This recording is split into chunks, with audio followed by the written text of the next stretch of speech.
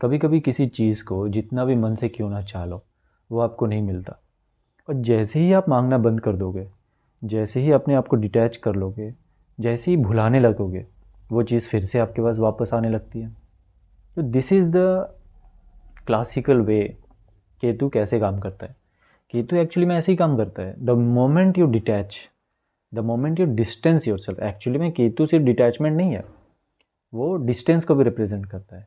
ठीक है। सो जैसे ही आप अपने आप को डिस्टेंस करने लगोगे, वो चीज़ आपके पास आने लगती है। केतु का और एक चीज़ है कि केतु की अपनी कोई आइडेंटिटी होती नहीं है। It's headless. आप फिजिकल वो जितने भी रिप्रेजेंटेशन देखोगे केतु की, कि इट्स हेडलेस। हेडलेस का मतलब फिजिकली हेडलेस नहीं है।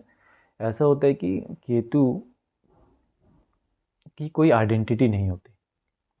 केतु की आइडेंटिटी ही है, एग्जिस्टेंस ही है अपनी आइडेंटिटी को खोजना, अपने आप को जानना, मैं कौन हूँ।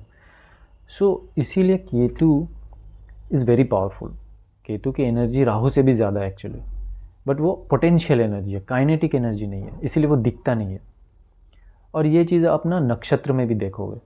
जैसे फॉर एग्जांपल केतु रूल्ड जितने भी नक्षत्र हैं, फॉर एग्जांपल अश्विनी नक्षत्र जो पहला नक्षत्र है 27 नक्षत्रों में, उसमें आप देखोगे कि अश्विनी जो लोग होते हैं, अश्विनी रूल्ड जो लोग होते हैं, वे लोग बहुत एनर्जेटिक होते हैं, लेकिन बस वो एनर्जी है, डायरेक्शन नहीं है उस एनर्जी की, इधर उधर भागते हैं।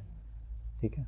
सो आपको पता चल रहा होगा कि केतु को मैनेज करना है, केतु की एनर्जी को पॉजिटिवली यूटिलाइज करना है, तो उसके लिए कोई भी जेमस्टोन कुछ भी नहीं है। हाँ, ऑब्वियसली पूजा एक्सेट्रा होता है, बट उसका सबसे बेस्ट सॉल्यूशन यही है कि अपने लाइफ में कोई फादर फिगर रखो या गाइड रखो।